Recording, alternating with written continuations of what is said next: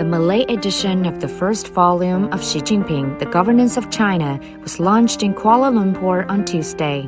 Xu Lin, deputy head of the publicity department of the Communist Party of China Central Committee and director of the State Council Information Office, delivered a video speech. He said the publication of the Malay edition of this book will help Malaysians better understand the thoughts of Xi Jinping, General Secretary of the CPC Central Committee.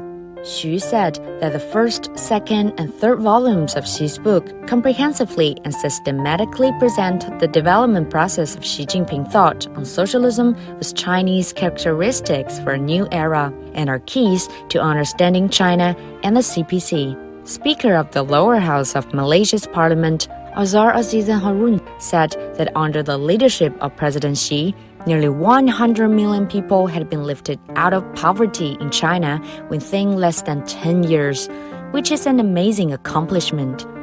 Azhar said this book will help more Malay readers understand President Xi's policies and thoughts on the governance and development of the country.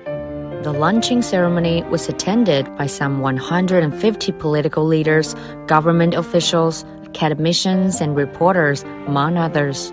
So far, the first volume of Xi Jinping, The Governance of China, has been translated and issued in 36 languages.